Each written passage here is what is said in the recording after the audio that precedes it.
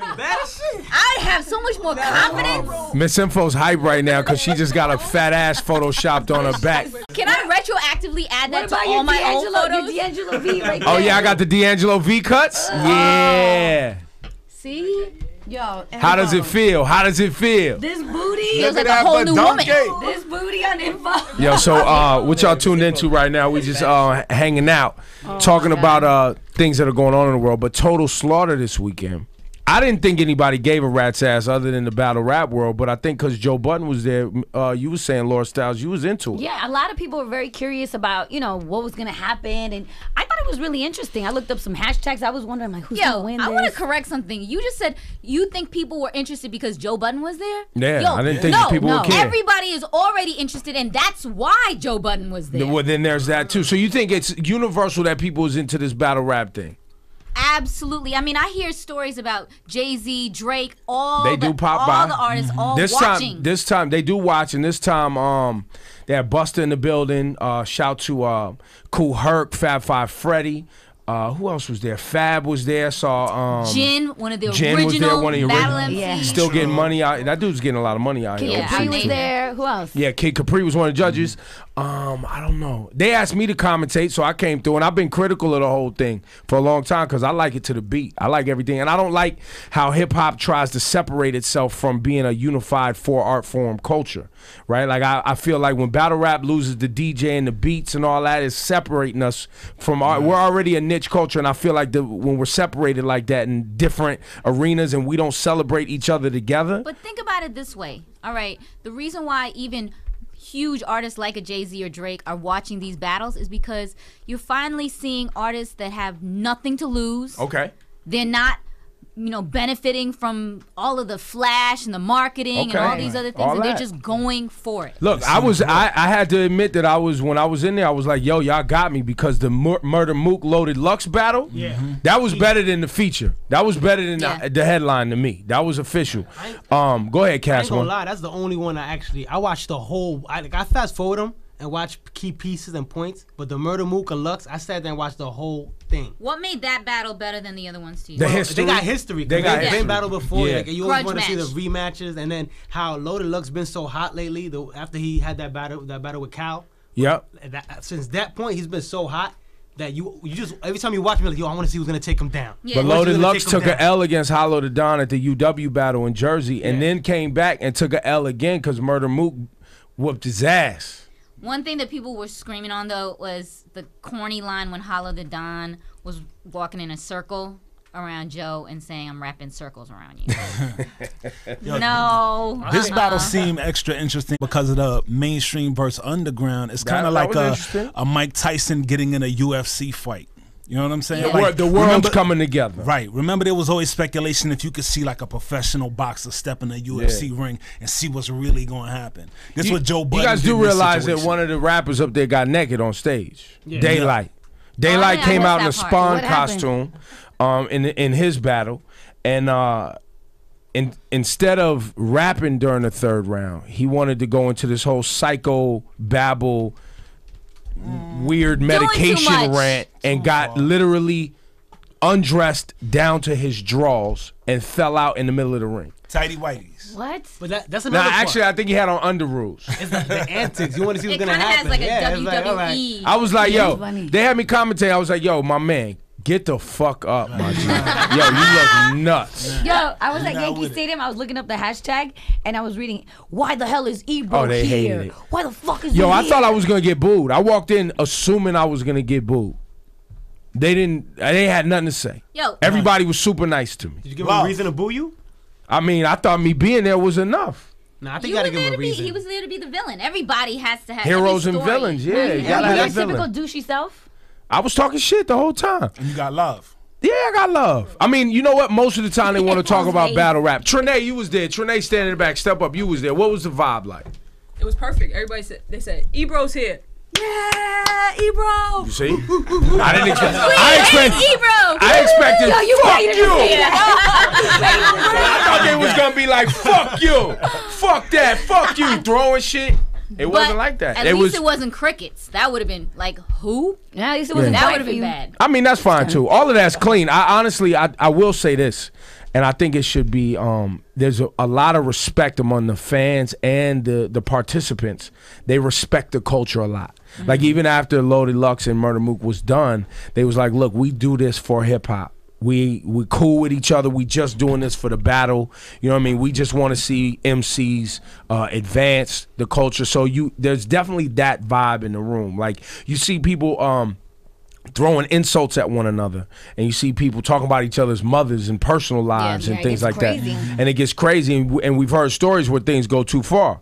But in this environment, it felt like everyone was there. You know, and all of the different leagues were there. So you had Smack, you had the guys from UW there. Everybody was there. You had people from some of the leagues in Chicago. I met some people from Toronto they have a league up there. They were all there for the battle rap culture, and it was definitely like good vibes in the room, despite people talking a lot of shit. But the thing is, a lot of people love competition. And this is the only form where you could really see hip hop at its rawest competitive form. You know what I'm saying? Yeah. Like, and I mean, and you know, shout out to the breakdance battles that happen, or the the turntablist battles that happen. Yeah, pay-per-view, that's a major platform to be like, look, put your skills to the test. Let's see if you're really good, and we want to see who's going to be the last man standing. Yeah, so that's how people love it. I don't think that it's ignoring the other elements, the essential elements of hip hop. If anything, it's just isolating it so that you can just pay attention to one, right? So it's not like, well, they got a great hook, it's catchy, which is how we judge songs these days. I guess the question is, do we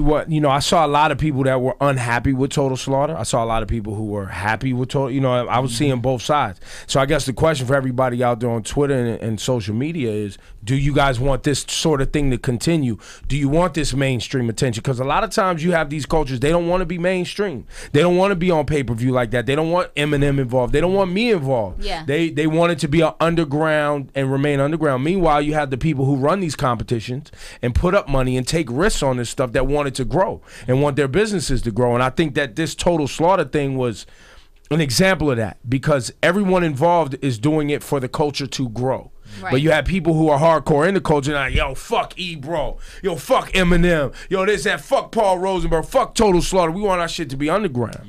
Didn't Daylight say something like that on stage? Yeah, he did. And so Hollow was talking about how he's in it for the culture, and he don't work for Eminem and blah blah blah. Why He's taking shots too. Why does it have to be mutually exclusive? Why can you not be for the culture and also want to get to a bigger stage? Like, that is stupid. I agree with you, Miss Info. I'm just telling you. Here's the other question. I don't know why you're yelling at me. Ebro, after watching this, can any of those artists, which you always criticize them for, they can't make records? None of them. I mean, so far, I heard Mook has some records coming out. He's put out records before. I'm gonna take a listen to him. But in the past, that's why Eminem got with Dr. Dre. Right? Eminem was a battle MC. He got with a song maker, and now he made hits. That's how that happens. A lot of times now we live in a culture where with hip hop, where the MC wants to be the producer and the label and do his own merch and do what you do best. You rhyme. Let somebody else make the song, and you do your rhyme to the song. Let them produce it, then you put it out. Like you create a movement, you create a community that way when everybody focuses on their strengths. The interesting thing too about Total Slaughter is Joe Budden would have beat Hollow to Don if he didn't fuck up in the third. A word. If he didn't drop that mic. If Joe Budden got frustrated in the third, started getting booed by Hollow fans. Joe Budden had a lot of fans in there. Joe Budden was like, yo, you keep booing me. I'm not rapping no more. Everybody was like, fuck out of here. Whoa, fuck that shit. You can't battle. Put the mic down and walked. Hollow grabbed the mic and started going in again. Right. Yeah, you can't do that. Yeah, you can't do that. Not in the middle of a fight. That lost him the shit. Yeah. Because Joe Budden had momentum. He could have won that. He could have won. He could have won that. Now, does that hurt the culture? Because there was a question beforehand of if Joe Budden loses, does it hurt the culture and make mainstream rappers not want to come into that competitive field? I don't think the way this came off, I don't think it's gonna make cats who are more mainstream or who have hit records or who put out music see Meek Mill not want to do it. You know what I'm saying? I think people want to see Meek. People definitely want to see Meek and Cassidy. Yeah. Definitely. But that's kind of too. That might go too far. That might go too far. That might go too far. A fight? It might go too far. I mean, they're talking about near fatal accidents and dead homies and everything. Right. That just could get so crazy. Look, and the thing also with the Joe Budden taking that L against Hollow it was interesting because the judges, a lot of people ain't focused on the judges. So you had, I think at the time you had, I forget the young lady's name, man. I want to shout out to nice young lady. She runs a league in Chicago, so she's for battle rap. You had Kid Capri up there. He was one of the judges. He's got an album coming out. Guess who's all over the album? It's songs with battle rap. Right. And then you had Star, and y'all know Star, he want to be cool with everybody all the time, so he's going to side with battle rappers just because that's the trendy thing to do. So all the people voting for that in that moment with the Joe Budden Hollow were pro-battle rap. So it looked cooler for the judges to have Hollow win, even though Joe fucked it up for himself. I'm saying those judges in that moment had interests in making sure Hollow won. Straight up and down. You feel like it was, you say Straight it up was and down. rigged? I'm just saying those judges had interest. So when it's close, when you have a champion like Hollow, it's the same shit when Mayweather's fighting. When you're fighting against a champion, you got to knock him the fuck out. If you don't finish him, so when Joe Budden put that mic down, yeah, it goes to Hollow automatically because that's Hollow's world. He made it easy for them. Yeah. Made it super easy. But anyway, big up Total Slaughter, big up Shady, big up Mike Heron and everybody that put it together with Montrell and everybody that put the whole thing together. And thanks for having me. I was honored to be there.